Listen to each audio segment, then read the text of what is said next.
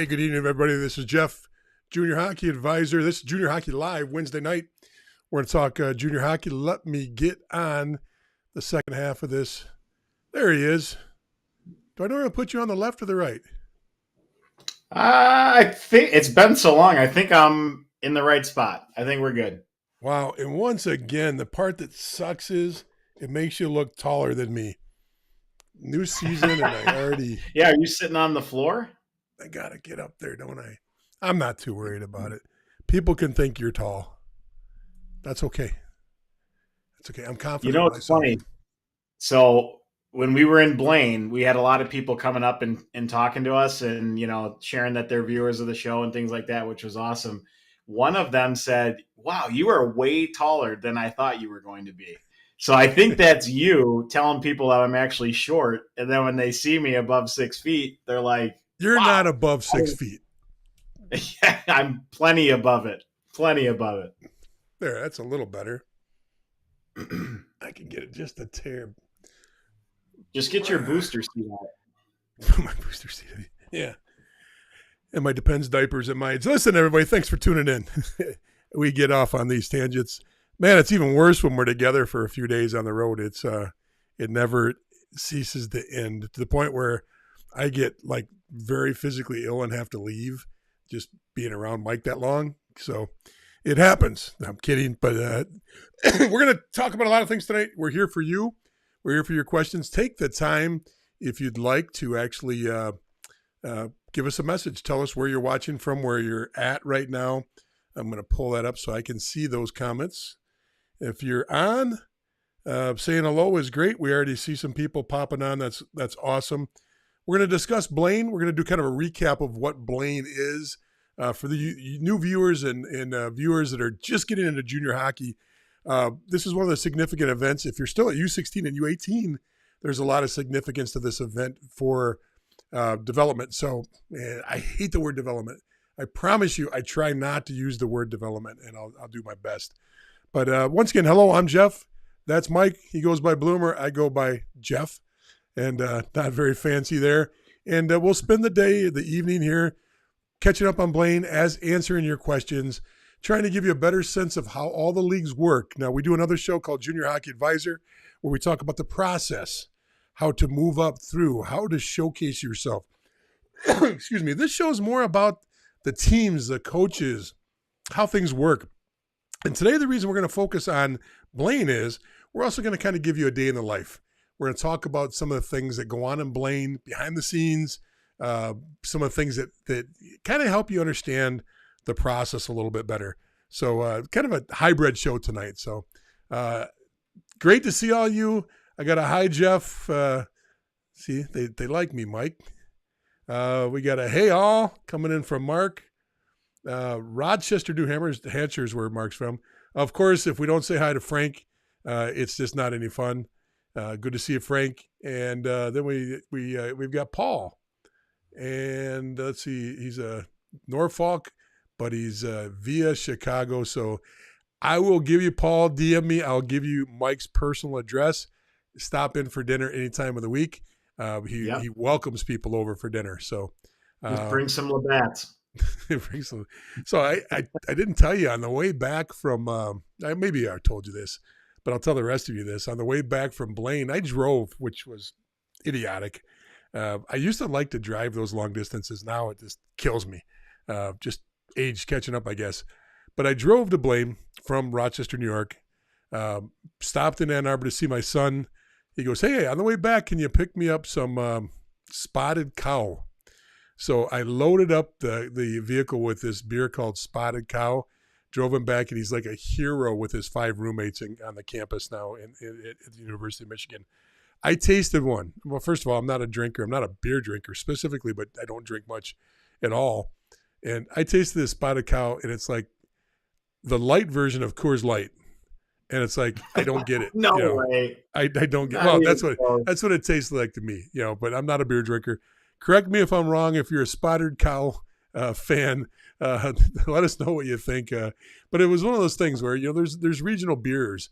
Like back when I was, just starting college, I just came out of the Marine Corps up in Wisconsin. There was Line and Kugels, And so Lineys were a big thing. So anytime you got to go to Wisconsin, you got Leinenkugel. So I think they got kind of more of a regional, even a national exposure now. And I guess Spotted Cow is the new one, So awesome. Well, Mike, let's get rolling. You want to start talking about some things? Well, give me some guidance here. Where do we want to I go? just gave you a whole rollout of the show. Okay. No, you didn't. We're going to talk about start? Blaine. We're going to talk about how things go at Blaine, how we did, what the experience was like at Blaine, and then talk about a little bit about the day in the life of what you and I do at Blaine, and then kind of talk about what other scouts do and, the perception of the reality of what things go on, not the perception, the reality of things. You didn't hear any of that? I mean, you just sprayed so many fields that I was trying to get some direction on where do we want to start with this, but I'll take the lead on it since you're all over the place. You take the lead. That's a good one. I'll take the lead on it. So just to kind of paint the picture for those who have never been to this event, if you've been, you see this, right away, almost your first 3 steps into the sliding glass doors, you're getting hit with the mob of people that are just either standing there waiting to go up or waiting to go back into the player area where the locker rooms are. But once you get up there, there is so many people, and you got people walking around from all the different Division I NCAA schools, all the D3 schools. You got all the different amateur pro scouts walking around. Then you have all the different kids that are either playing in the event in the North American League, or you're seeing all the different kids that are playing in the AAA leagues that are going to be playing along with the same event. I see you flashing that, but there's a comment on the screen. Okay. Yeah. Anyway. You want to make a statement on that, or you just wanted me to see it? I'm listening to you. Yeah, okay. I got you. So, you walk up into this, upstairs level, and there is just mobs of people. Like it's tough to even walk through, in some senses. Well, there's 8 rinks. Then you got all the. Yeah, there's 8 rinks, but when you're looking at more of like the NAHL, they're going to take over the first 4, and it's kind of shaped, like, I don't know, like a clover leaf, without as many leaves to it. But you can see all these different rinks pretty easily, both from the main concourse, because they have the windows where you can kind of pull up to the window if you've, get there early enough and you can see the game without having to go out into the actual arena and be a little bit cooler sitting into the stands and whatnot. But once you're out of that concourse area and you're in each of the different rinks, they're packed. Like, there's usually not much seating room as the game is going on. And again, it's all these different scouts and D1, schools and NHL, teams that are there watching all of these kids. You have all the families of the players that are there for that weekend.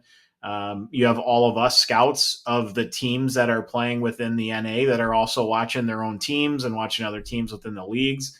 You've got the USHL teams that have a presence there, whether it's, a couple of their scouts. Sometimes it's a coach. I saw, one of the GMs there. It's just an event that's crawling with every walk of life, college, pro, and junior team that's at a higher level than where the NA's at. So that alone is quite an experience for people to take in. The other thing is you quickly realize that everybody knows each other to a certain extent. Like, I'm still relatively new to, being in the junior world and things like that. So, I would say I maybe know, 25% of the people that are at this event, in totality. But I probably knew 10% or 15%, the year before. But it's like you meet these people at this event every single year and they remember you, and, you're kind of creating your own network, but you're also gaining information. It could be an advisor you're talking to that's talking about some of his players that are there for that event. It could be, they could be talking about players that are on the actual team that we represent, so you're getting and giving some feedback one way or the other. And it could be these D1 schools that are kind of talking to us and kind of getting a sense of, like, who are the good players, who are the good teams you think for this year. So there's a lot of communication that's happening. And then you see all of them communicating with each other. And it's kind of a fun event, from our perspective, because you're not only meeting new people, but you're getting a whole lot of information all in one weekend, basically for like how the season's going to start. And, we get a chance to look at all the different teams that are playing and get a Right. sense of who are the good teams this year, or who at least are starting on a high note, who's got the most returners, all those different things we're all seeing all at the same time. I think that's in my opinion, that's the bonus part of the weekend, because our real, meat and potatoes part of being there is to evaluate the NAPHL and their guest teams that are coming in. So what Mike's saying is there's 8 rinks there. This is Blaine, and it's I forget what they call the place, National Sports Center or something. The first 4 rinks, all the NAHL positions are there. That's all NAHL games. Then the next 4 rinks behind that are all the U18 and U16 games that are going on. I think it's only U18. I don't remember seeing 16s. I think there was some 16s there, but I think they were at Fogarty, the other rink that's down the road. And so there's another twoplex that's used. It's about 2-3 miles away. And that's actually where the NAHL holds their nationals at, called Fogarty, where there's other games played at. So, and then when the NAHL games are not going on, envelope those front 4 rinks with more U18 games. So earlier in the day, there's U18, then the NAHL teams roll in 10 or 11 o'clock, and they run their games till, I think their last game's like at 7 or 8. But you envelope around that the U18 game. So what Mike and I do is we try to divide and conquer and see as many games as we can, along with the staff, because the coaching staff is also in the building. We're trying to evaluate as many teams as we can to set the tone and get kind of a litmus test of what the NAPHL is. And then, weeks before that, I was watching a lot of Tier 1 Elite, especially the Detroit market, watching some of the Buffalo market. And then it's easier to triangulate, how much talent's out there and where the talent's at. Every year it's not even. Some years, there's just a dearth of goalies. Then some years it's hard to find a goalie, coming out of the U18 ranks. Some years, you're just stacked with, big, tall, strong defensemen. Other years, not so much. So it's a game that's played. And what's interesting about it is what Mike, the way he described it is perfect. It's literally who's on your left, who's on your right. You're sitting in the stands. You get a conversation going on your left, and a guy sits down in front of you, and oh yeah, how you doing? I was sitting, in an area that I thought I was all alone. All of a sudden, I'm surrounded by, a USHL staff, their general manager, one of their owners. And so I got to be a part of their conversation of what they were doing with their team, just because proximity. I was in the middle of their group before they started talking. And it also, because I knew the GM, they talked freely about a lot of things that probably they wouldn't have talked about, but, he kind of assured them that I was, it was okay to have those conversations in front of me. So it was interesting, some of the things that happened. Now, while this is going on, you also have one of these things. And so what happens a lot of times is people that aren't there, scouts, advisors, other coaches, start actually texting you and saying, hey, what's going on? What do you see? Who's there? And I was getting that from relatives, from other coaches, from our scouting staff, just people wanting to know what's going on, because there is electricity in the building. There's no doubt about it. And as much as like Mike's point about every year you kind of get to know more people, it's absolutely true. But then there's also the tipping point that happens every few years. It's kind of like pulling the little sticks out of that game where things all collapse in, or the little blocks when you got the tower of blocks. Kerplunk. There you go. Kerplunk, where you pull it out. Well, I've been doing this for 30 something years. So every few years, it's like a resurgence. It's like a cleansing. And then all of a sudden, all the old people are gone. And then it's all, these new coaches that are first, second, third, fourth year coaches, assistant coaches, advisors coming in the door. So, if you stick around long enough, you'll see 2, 3, 4 waves in a lifetime of the new, maybe more, maybe 10 waves of these new people coming through. So, as much as you build up, then all of a sudden you're like, well, geez, last year it seemed like I knew everybody here. Now it's all new faces this year. Then the next year, some of those new faces are there again, and you get to start over and kind of build relationships with the younger guys coming up. So that's fun. That's what keeps you young in this, and it makes it worth a while. But I had a blast this year. My trip was cut a little short. Mike stayed the whole time. I was not there the whole time. But a fantastic event. And watching the games is interesting because the NPHL is different. The North American Prospect Hockey League is different. Some areas it's very strong, some areas it's very weak. And, their guest teams that come in, some years like this year, they bring a lot of Minnesota teams in. In the past, there's been Minnesota teams that's like, holy smokes, look at all this talent.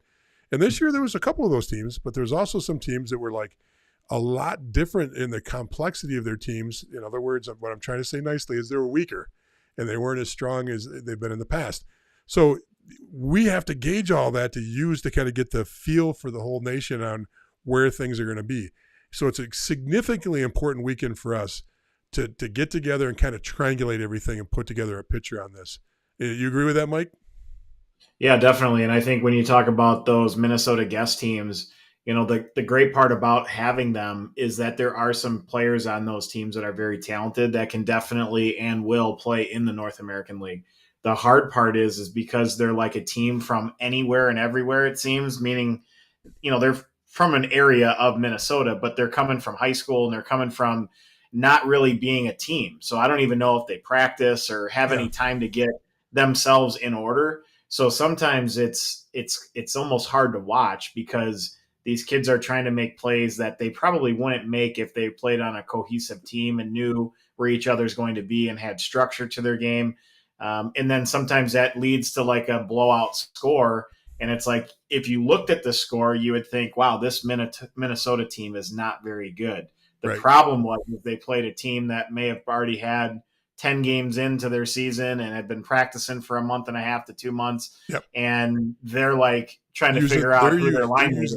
They're using that weekend to actually skate back into shape. And, what the rest of the world doesn't know is Minnesota still plays and abides by a little bit of an old school mentality. Remember, all the hockey districts are built off of school districts. So if you grew up in this area, you're with that group of kids all the way through high school. So the smaller areas, they're pretty tight. The larger areas, you're worried because you got to make the team. You got to make that high school team, and it's hard to make. But these, and what I say by that, because they're school district wise, you're not worried as much about playing travel because you still want to play baseball or you still want to play football or you still want to play a fall sport and a spring sport. And the way hockey's designed in Minnesota, the kids can do that much easier than any other part of the United States. Sans prep schools. Prep schools encourage that a lot more than regular high schools. A regular high school, it may be a weak school. You go to a lot of Michigans, a lot of New Yorks, a lot of Ohio's, a lot of the Illinois area. The high school programs aren't that strong, so you'll see a lot of that. That's where your tier one comes into play. The tier ones get very, very strong in those areas. And then because tier one starts in August and doesn't end till August, you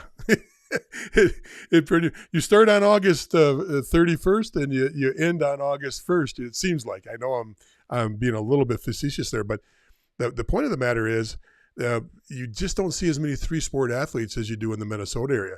So you got to kind of gauge that in because they skate themselves in with a tournament like this into shape. They use it to kind of get rolling again and stay on their skates.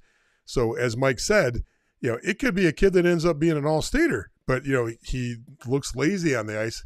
It's only because he hasn't been on the ice for 3 or 4 months because they do things differently in Minnesota. That's all we're saying. So you have to factor that in too. So.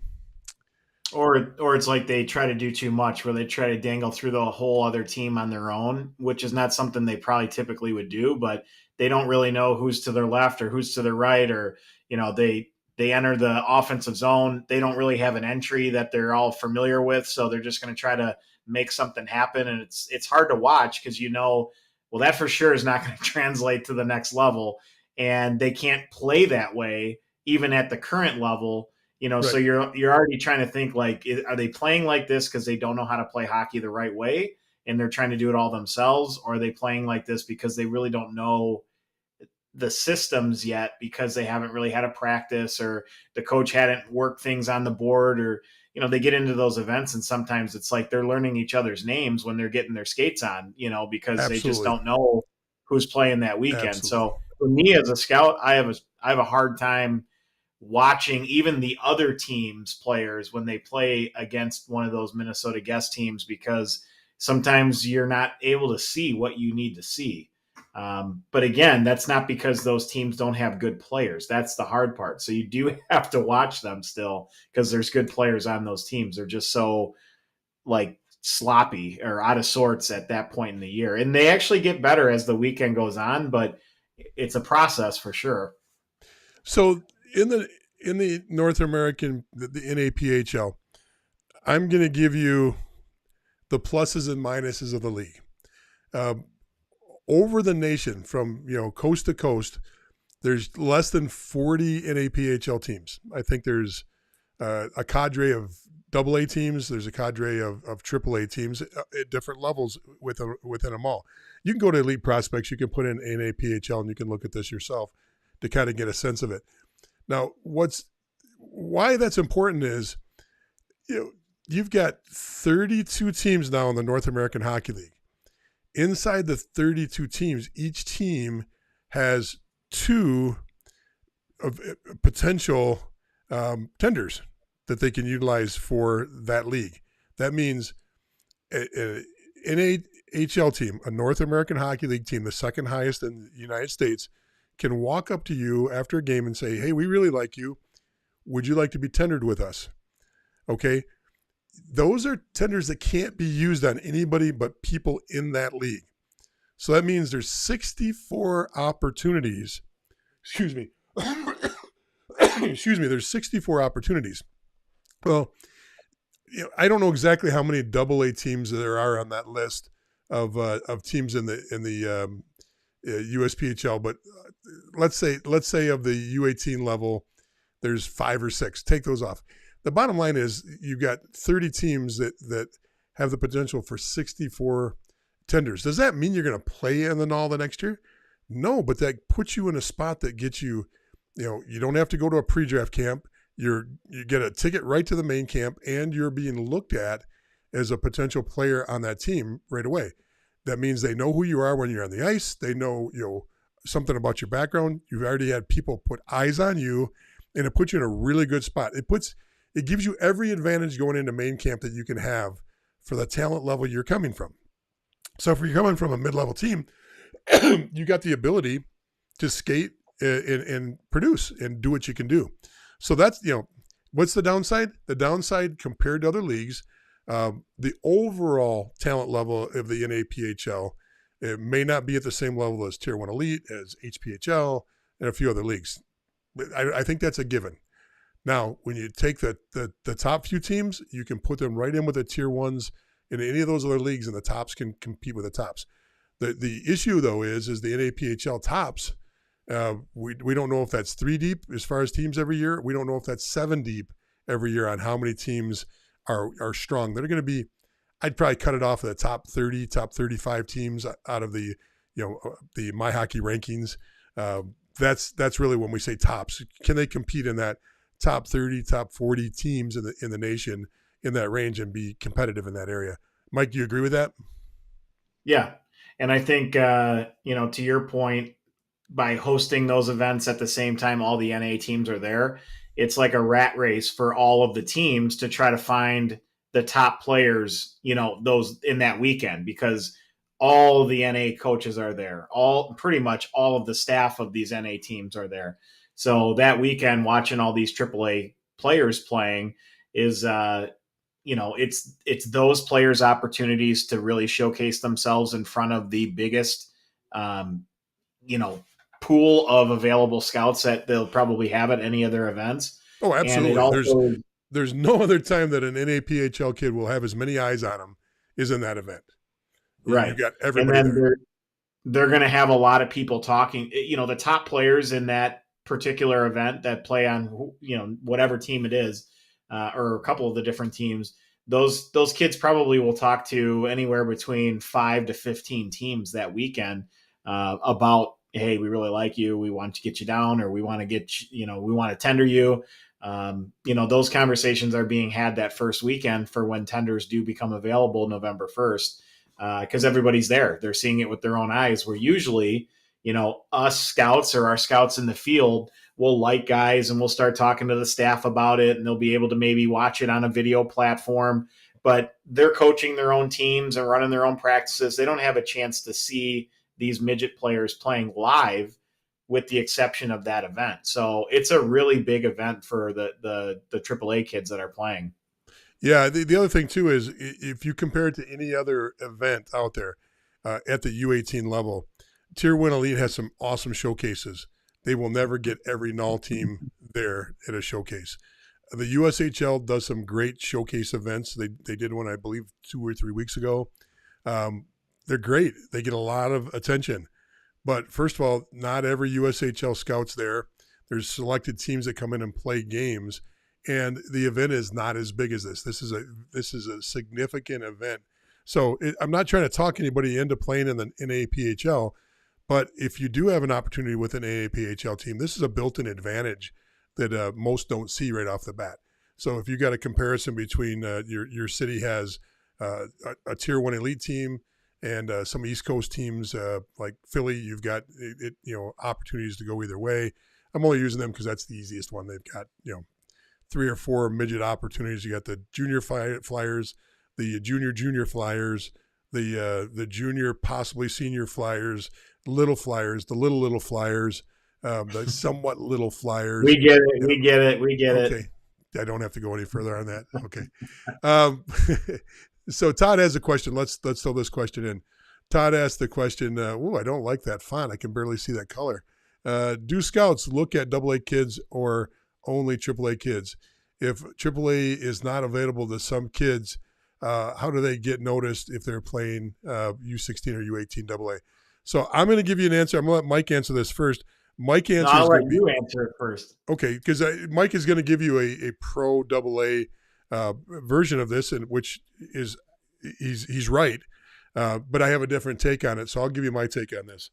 My take is if you're playing AA, it's hard. Even in a situation that Mike's going to explain to you, it's hard. Not everybody can play AAA.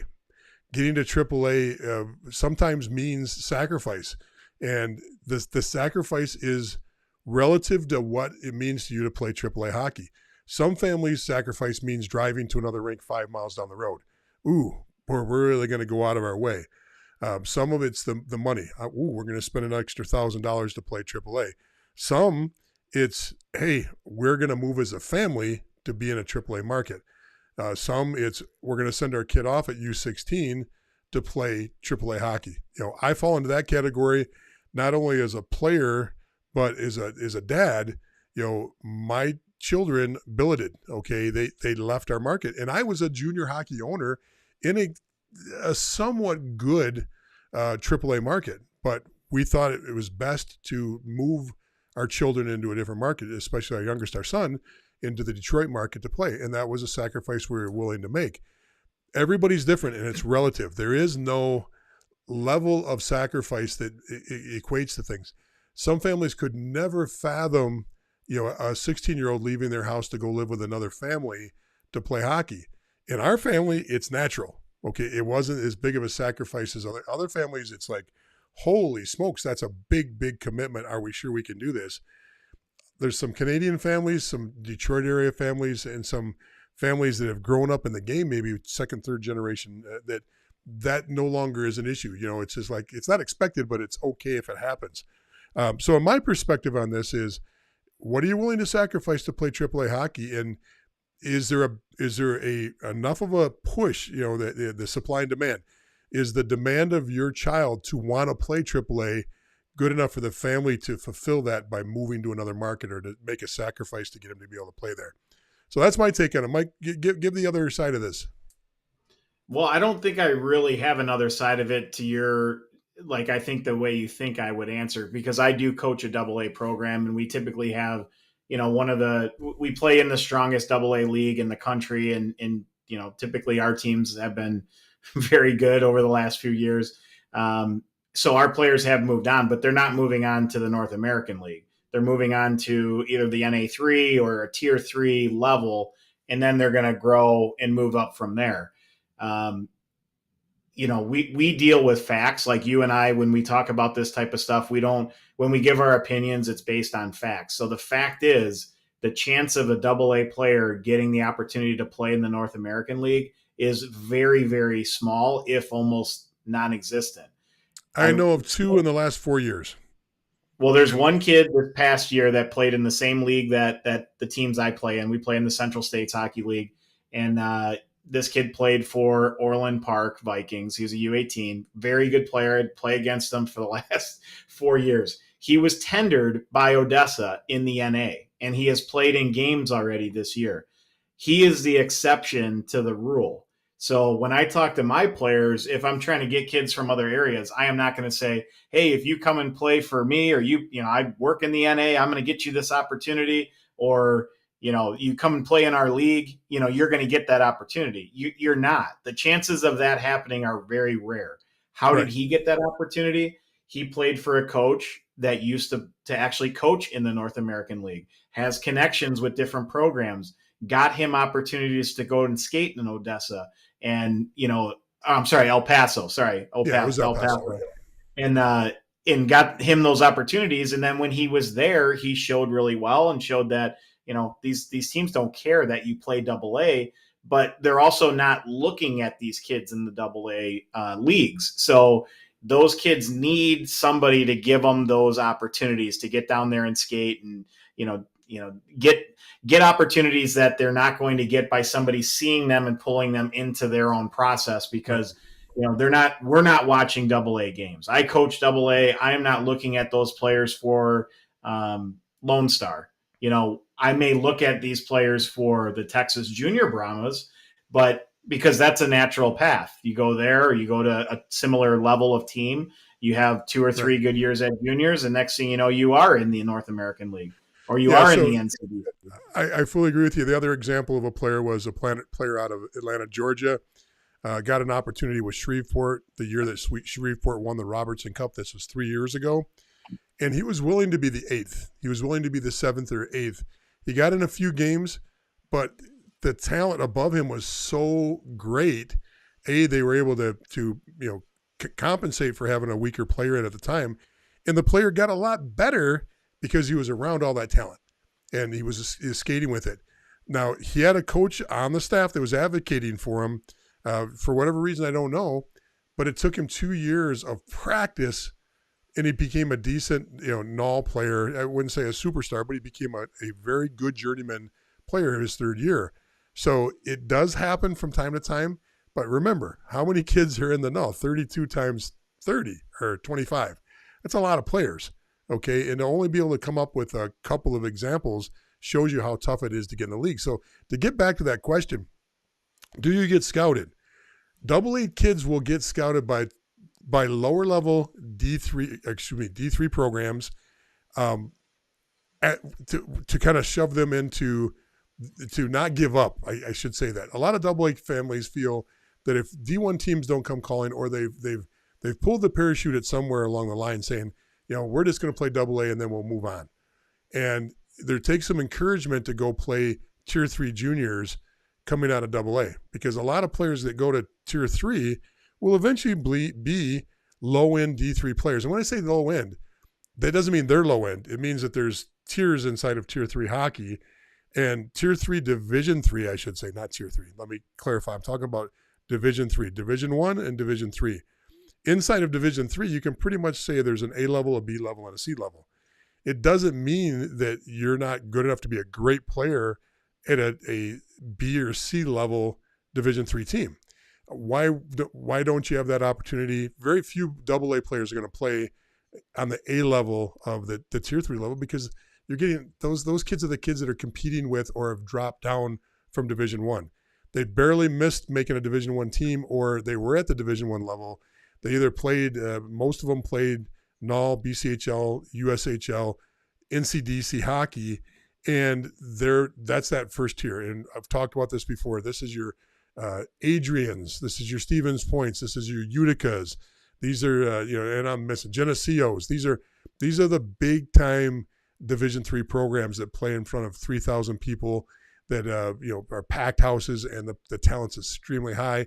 And the majority of those rosters have 3, 6, 8 kids that were Division 1 kids at some point. That's not going to be where you're coming from. You're not going to play well at that. Know the level you're at. The B level or the C level D3 is where a AA kid still has a great opportunity to play college hockey. Okay, but you're going to have to go through juniors.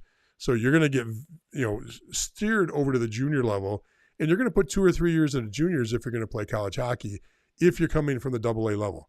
And you're going to have to progressively improve every year at that level of tier 3. So hopefully that helps a little bit. Mike, what did I miss? I think you hit it. It was a little confusing with the tier 3 and D3 and all that other Yeah, stuff. I screwed up that part. But in college hockey at D3, there's 3 levels of play, okay?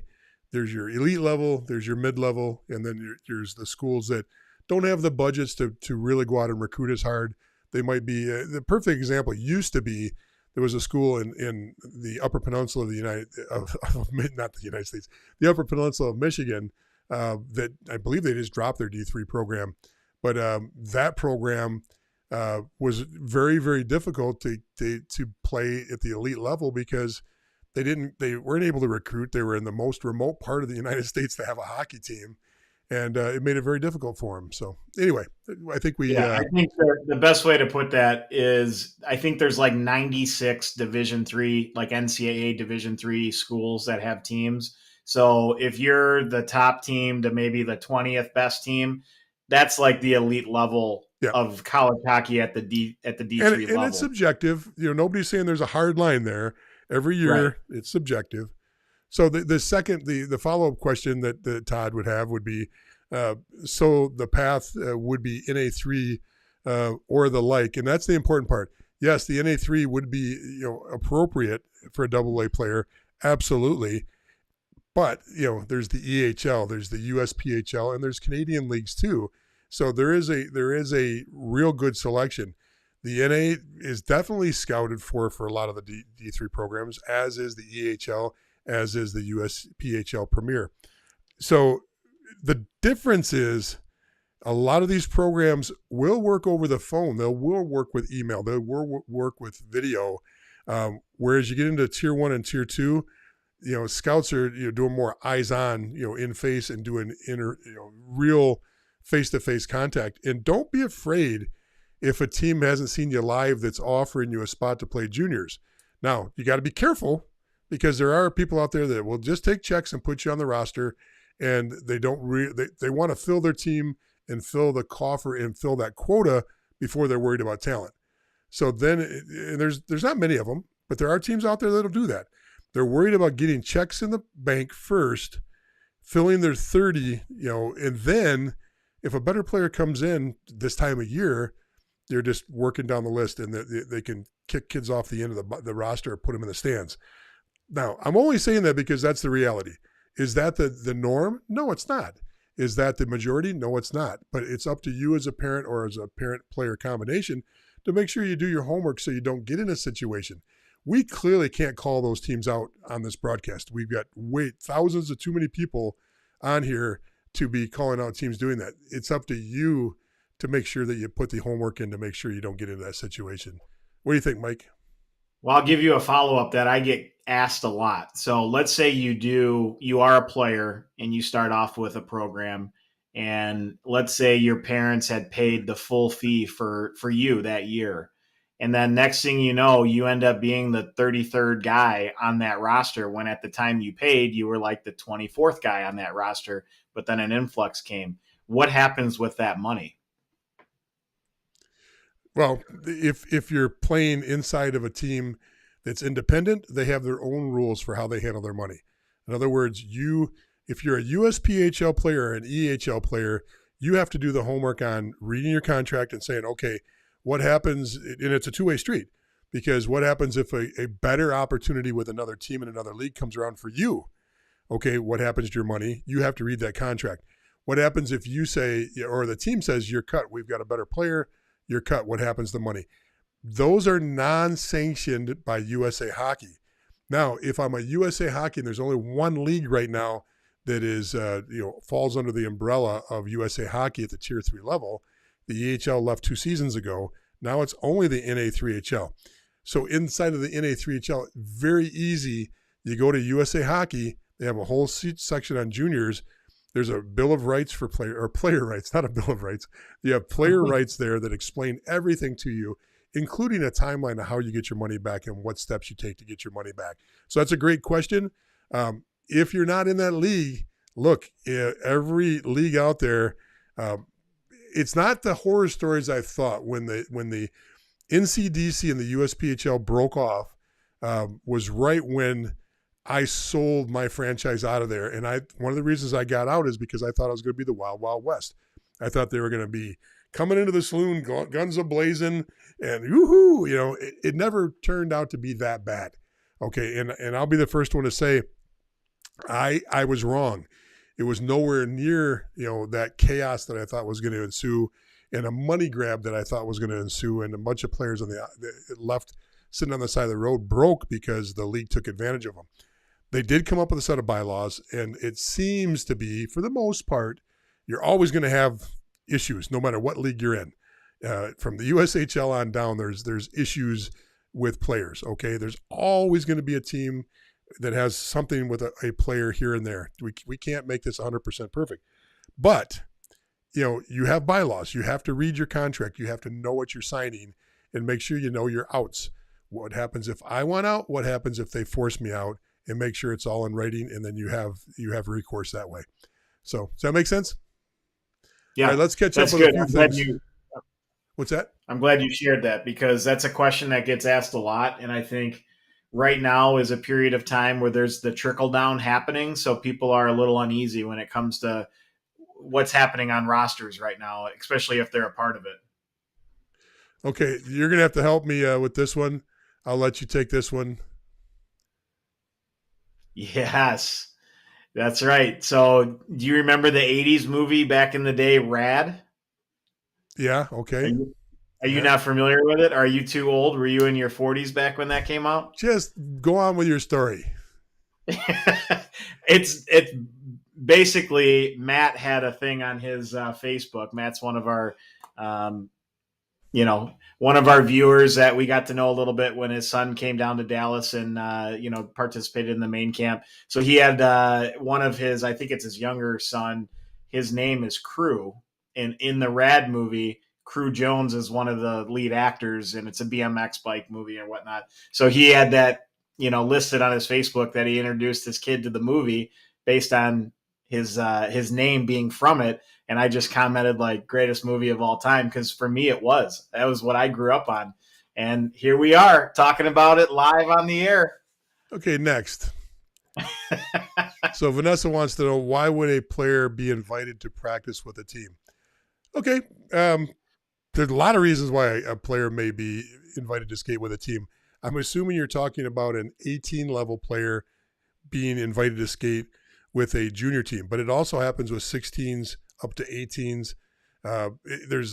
Believe me, it happens even when I was skating before I was in college. I was invited when the rules allowed this. I was invited to skate with college teams. I actually got out and skate with a couple of college teams before I made my decision. Rules are different there now. So let's just assume this is 18 to juniors. The biggest reason that they're coming down to skate is to evaluate how they look with the group of players they currently have. Okay, you put an 18 player out with a junior team. Now, remember, a U18 player might still be 17. There's a good chance he's still 17 when he's out there skating with the junior team. There's kids on the ice that are 20, okay, or 19 turning 20 very quickly, or 20 turning 21 before the year is over. How is that kid responding? Is he intimidated? You're looking for so much during that skate. Where is the maturity level? Where is the skill level? Where is the compete level? How is he as far as maturity off the ice, on the ice?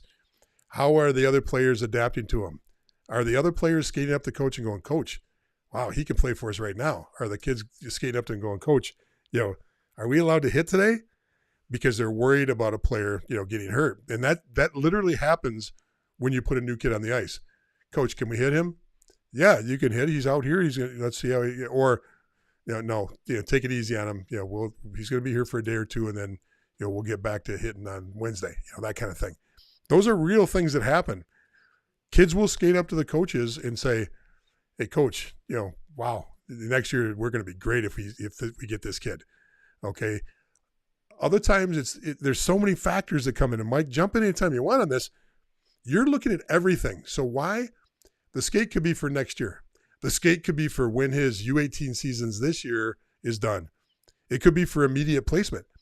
We just went through an issue with our team that we had some injuries. We lost a player for the year, or maybe for the whole year, defenseman, lineup guy.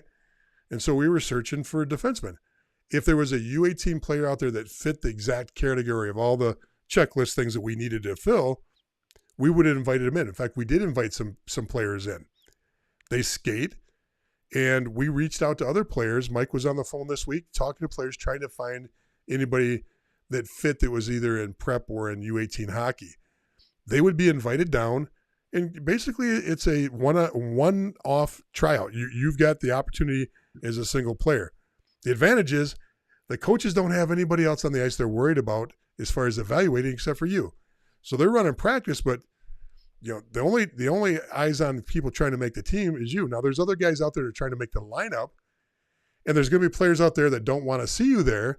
So the competition level for your position goes up. So it's hard to go down into a camp at the NAHL level, at the USHL level, and some other leagues too, as a U18 player and step on the ice.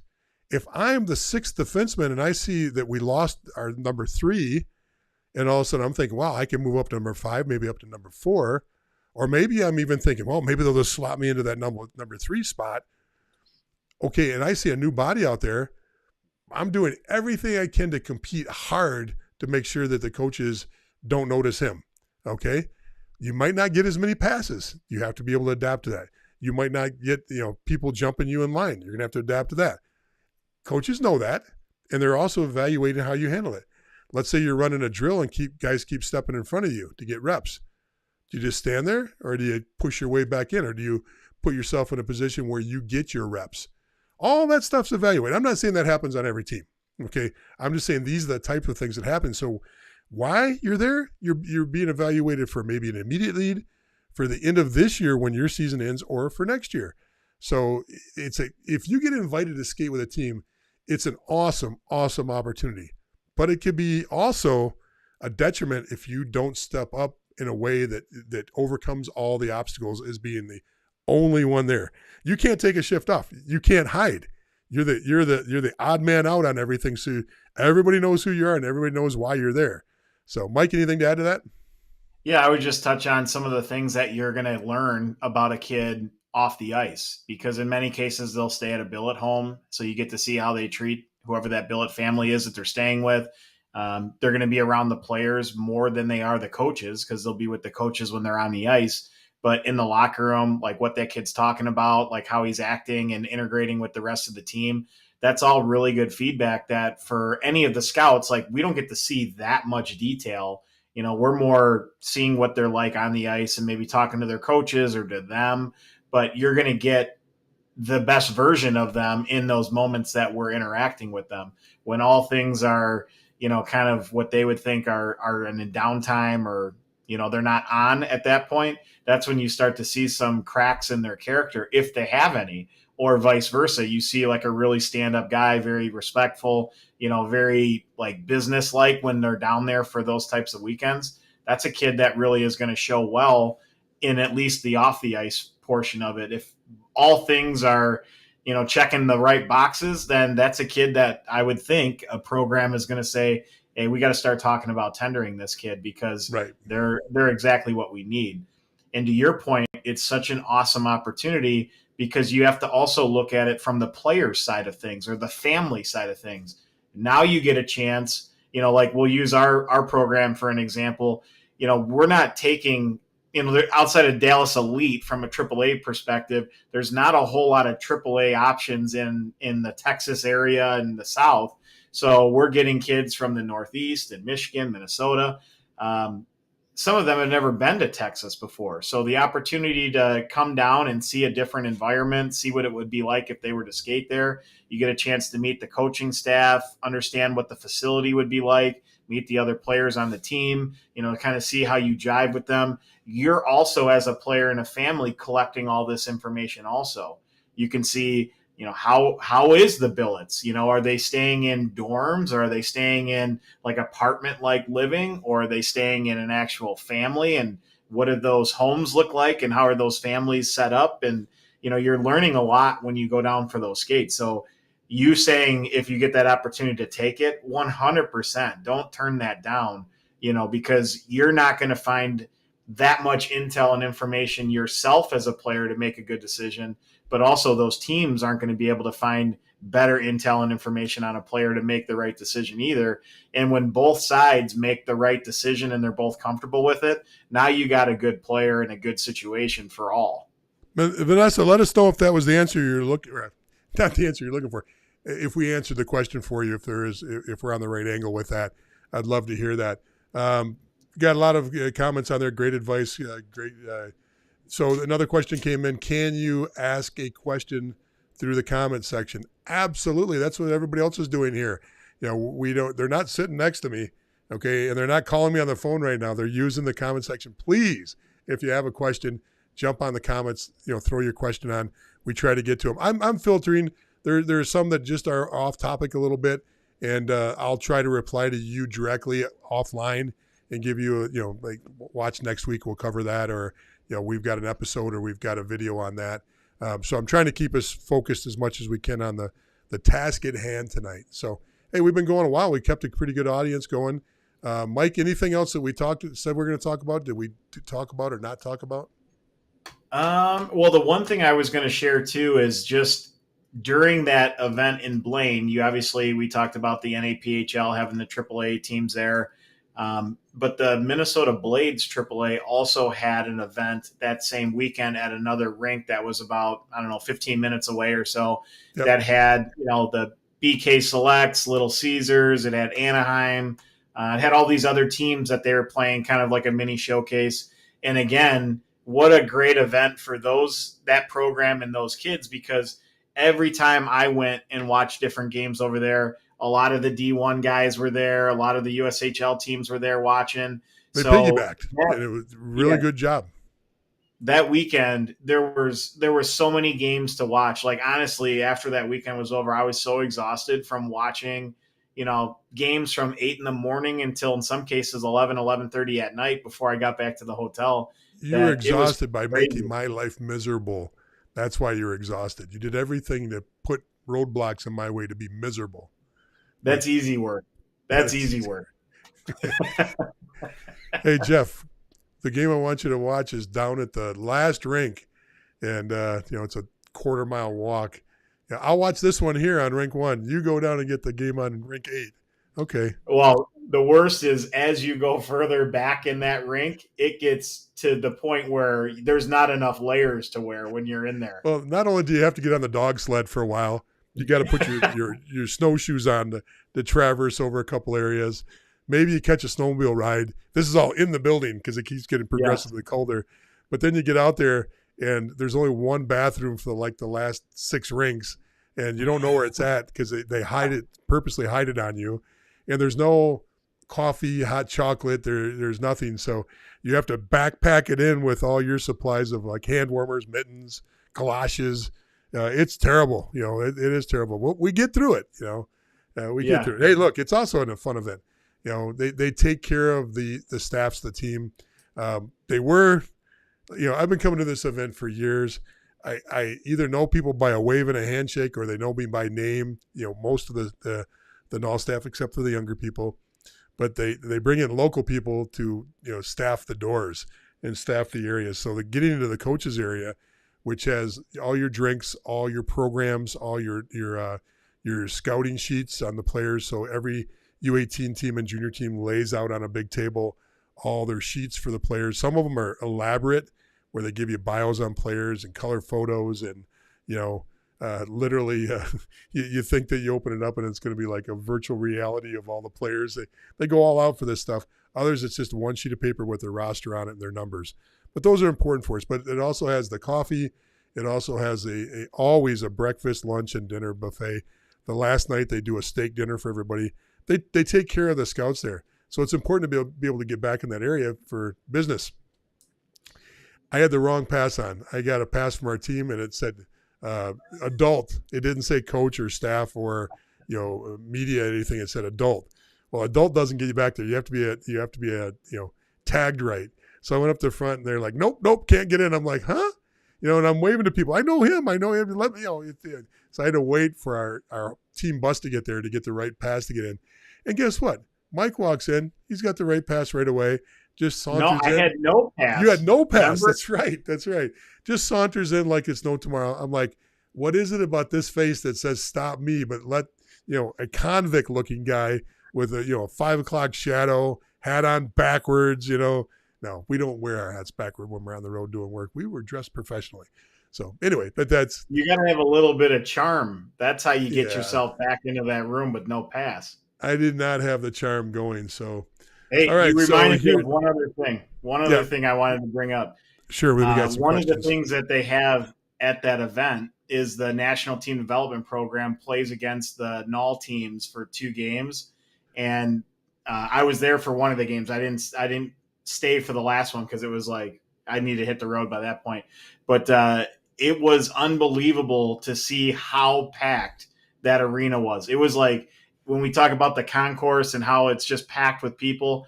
When that game happened, I think it was on like a Saturday night, 7 p.m., every single rink, everybody was just jammed into it, standing 3, 4, 5 layers deep. And holy cow, are those there? For those who aren't familiar with it, the National Team Development Program has 2 teams. They have the U17 and then the U18 team. So the U17 team was who El Paso that particular night played. And then I think they played it the next day against New Mexico, I believe. They're 16, 17 years old going against, it could be up to 20-year-old kids, and how freaking fast and how well they execute their plays was really fun to watch. And you could hear people having a debate. Well, who's going to win this game? Like, you got all this speed and skill and talent, but then you got these older guys that are heavier and stronger and everything. And I thought, because I did go to the Chicago Steel main event or main camp, they did have a team broken down of a lot of NA guys that were competing for a spot on the Chicago Steel. And when I looked at that roster, I was like, oh my God, this team is going to kill this other team full of like U15s, U16s or whatever. And that was not the case at all. The speed and the skill and things like that. So what was the final score? I think it was, what was it? I forget what it was now, but El Paso definitely got beat handily by the National Team Development Program. But then the next night, New Mexico beat that same team handily. So I don't know what to think of that, but I think it was it's not uncommon when the NAHL, remember the National Development Team started as a NAHL team years ago. Then it moved over to the USHL. Most people don't know that it was for years. There's been a great relationship between the National Development Team and the NAHL. Now, the NAHL has frequently beat that team. And I know they played, when my son was playing in Johnstown 4 years ago, the National Development Team came in and played Johnstown in a preseason game. If you don't know Johnstown, it's a packed crowd, very loud, very boisterous. It's a great place to play. Both teams had a blast. But I believe that the Johnstown team beat them like 6-1. It was not even a close game. Then the next night, it was they split the series, but one night they dominated, one night they didn't. And I attribute that to, well, first of all, if you're playing in the NAHL and you got an opportunity to, there's a lot of D1 people watching that game. The NHL watching that game. You want to play your best game too because there's so many eyes on. And it's amazing that one game a year or 2 games a year that they play, how many NAHL kids get great opportunities out of that game too. So yeah, it's fun to watch. I didn't get a chance to watch the game this year, but all right, let's get a couple questions and then we're going to call it a night here. What are your opinions on the Manitoba Junior A League? So this is the MJAHL Manitoba. So you got Saskatchewan, Manitoba right next to each other. Then a little bit further out you got Alberta. Those are usually 3 really good leagues. Mike, do you want to give your opinion? You want me to talk about it? How do you want to go about this? You cut out when you said it. Did you say it was the MJHL or the MJHL? Manitoba Junior Hockey League, MJHL. Oh, okay.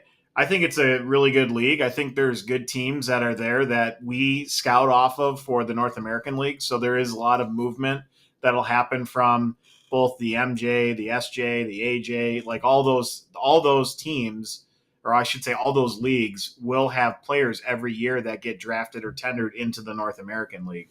Yeah, a And little bit. players that stay there can still get college opportunities if they never Yeah, leave it. yeah. So we always talk about, are you in a league that is a league of opportunity that you can actually move out of to move to a higher league, or are you in a closed circuit league? For example, a closed circuit league is the USHL. They suck in. They're not built to send players to other leagues. The MJ does have the ability. You'll say guys playing the MJ that'll move to the AJ, to the BCHL, to the NAHL, all as ascensions up to another level of play. Doesn't mean the MJ doesn't have teams that can compete. The MJ does have teams that could compete in the AJHL, but overall, more eyes on the AJ. Better teams, better quality across the board in the AJ, especially on the top end, which is Brooks, of course. And the BC is clearly the same thing, too. MJ is a good league.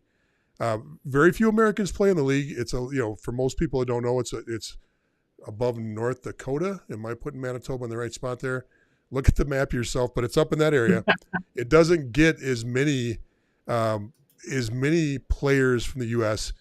Usually, if they get U.S. players, and once again, I'm speaking in broad categories of statistics, you're going to get North Dakota kids, Minnesota kids that are just coming up over the border because maybe they skated and played with kids over in Manitoba when they were growing up, or went up there and played a lot of AAA hockey or AA hockey as they were growing up. So yeah, good league, no And problem. we had a kid that we really liked from the MJ that we ended up tendering, and he was so good he ended up making the USHL. So we didn't even get him for next year because that's the quality that he is as a player. So these guys are getting good opportunities coming from that league. Okay, so I'm reading this off one of our other Facebook discussion groups. It's not something I can throw on the screen. The question is, here in Boston, lots of kids reclass in grade 11 prep schools. In other words, they repeat either grade 10 or grade 11. Is this something you can comment on for prep hockey? This is a very common practice. Is it wrong? Okay, the only disadvantage, well, first let's talk about the disadvantage. If you're paying to play, you're repeating a grade, which means if you're coming in and doing that at 10th grade, you still got 10th, 11th, and 12th. If you're coming in 11th, you're still doing 11th again and 12th. So you're adding a year of the high school prep experience. Is that bad? No. There's some positives to that too. If you're a payer, you're paying for an extra year of school. Okay, and some of the preps on the East Coast, it's expensive. Some have deals for if your family is under a threshold of income that you get a better price. Some have scholarship money for kids too. Can't speak on that right now for this issue, but overall, that's one of the biggest detriments is you're going to pay for another year and you're going to have to stay in prep school for another year. That's the downside. The upside is that's one more year of exposure. That's one more year of playing quality hockey. That's one more year of development. I should say there's a second detriment to this is if you're coming out of high school hockey at U18, if you play 2 years of U18, you've got 2 years of juniors. If you get out of U18 after 1 year of U18, you've got 3 years of juniors. So a lot of coaches like that 1 year of U18 and out. On the prep side, if you stay and do a repeat year, you could get out with only 1 or 2 years of juniors left. Doesn't mean the teams won't look at you, but if you're coming out of juniors or out of prep school and you've only got a season left, it's very difficult for a team, unless you're just a huge impact player, to want you in that situation. So the lower end players don't have the advantage. Top end players, the exposure, if you're playing for a quality program in prep, not a problem at all because you're going to get more exposure, more development. Darn, I hate using that word. You're going to get more skill improvement. How's that sound? Development is such a cliche term in this industry because it can mean anything. Oh, I'm a good development guy. You don't run practices. Oh, I'm a good development guy. What do you do? I develop players. What does that mean? I don't know. I just don't know. So anyway, that's my answer. Mike, you got anything to add to that? I just love the fact that you fight your own demons on certain words that no one else in the world does. I hate that word, but it still pops out every once in a while.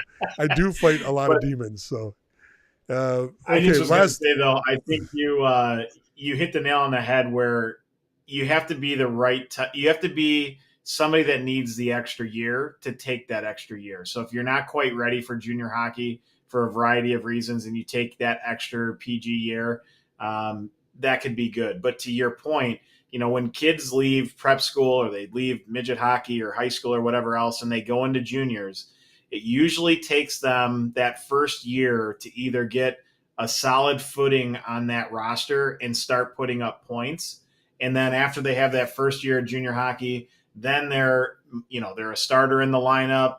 They start getting more and more of their points, which is obviously going to start attracting more of the schools. And then if they have that third year, they're usually really dominant in that whatever league it is, or they've moved up to an even higher league and they're going to get an even better opportunity out of it. So if you only have 2 years, you have got to make an impact in your first year, enough to where you're getting a good amount of points so that your next and final year, you're going to be a top point type of guy to really get the opportunity you want, because you haven't given yourself enough of a runway to do enough in the junior level. Yeah, fully agree with that.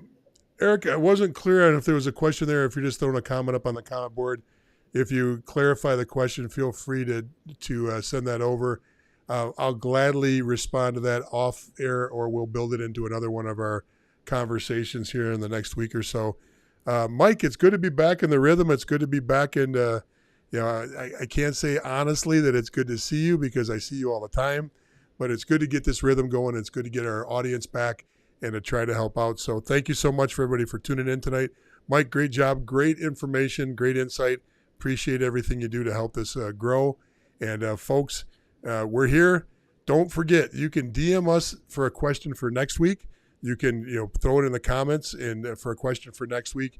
We'll try to get to as many questions. Don't forget, next week we'll try to get on schedule. We're trying to still build our weeks out as we go on. We just had a staff call with all of our scouts right before this, literally right before this, where we had all the scouts from our U.S.